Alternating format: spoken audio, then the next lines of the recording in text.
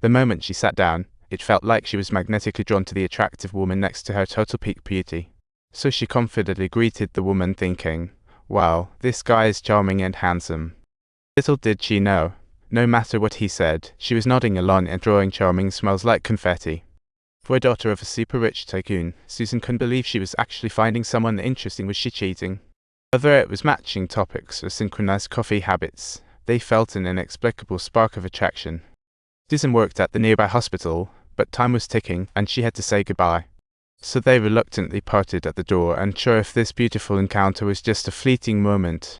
Subtitles. So, even when you don't know the other person's name, you should still be bold and express the feelings in your heart. Actually, fate works in such a magical way. I turned around just to find you quietly leaving. When you looked back, I was just a shadow. I thought you didn't care, and you thought I was indifferent. But inside, we were like love-struck deer. This few-minute goodbye was more than just a hiccup. The ending was a real jaw-dropper. Of course, if fate is done with them, the story might just take a hilariously unexpected turn.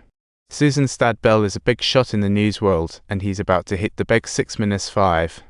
His eldest daughter Alison was busy planning the party, but the old man had been daydreaming lately, hearing some mysterious voice buzzing in his ear.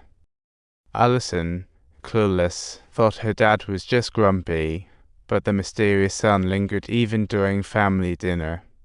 Plus, the voice urged him to meet in private in the study. Bill just wanted to figure out what the heck was going on.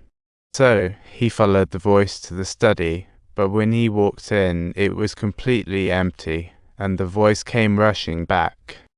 Being claimed they existed since the dawn of humanity, and had recently developed a keen interest in Bill's life. They wanted to understand how Bill became so successful and loved by so many, so they decided to drop by for some first-hand experience.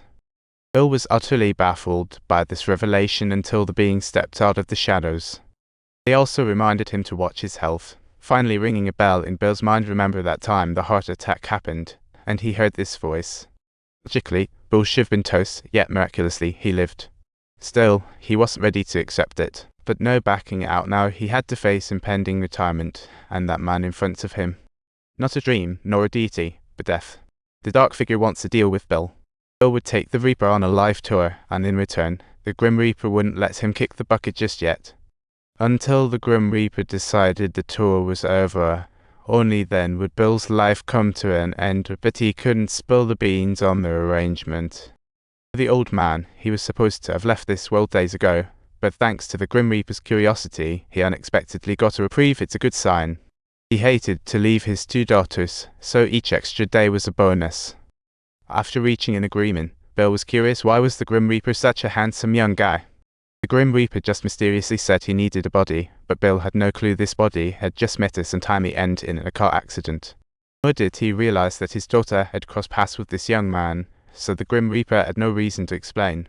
Whether this body choice had deeper meaning, soon they both returned to the dining table per their agreement. Bill had to take the Reaper wherever he went. No outsiders had ever attended Bill's family dinners, so you can imagine this guy's status. Bill first introduced his eldest daughter Alison and son-in-law Quinn, then his board members, including Susan's boyfriend, DeLu, leaving the Reaper for last. After a moment of panic, he came up with a name. The young man was Joe Black, an important long-distance friend. He then invited Joe to sit opposite him. Being the Grim Reaper, this was Joe's first taste of human life. Naturally, he was curious about everything, while DeLu, a fellow young man, thought this was all quite bizarre. He was in the middle of pushing a deal with Bill, but Bill had yet to sign off. Now, suddenly there's this mysterious stranger, and DeLu couldn't shake off his ominous feeling. "We have a little arrangement now. Did you misrepresent anything about the industry?"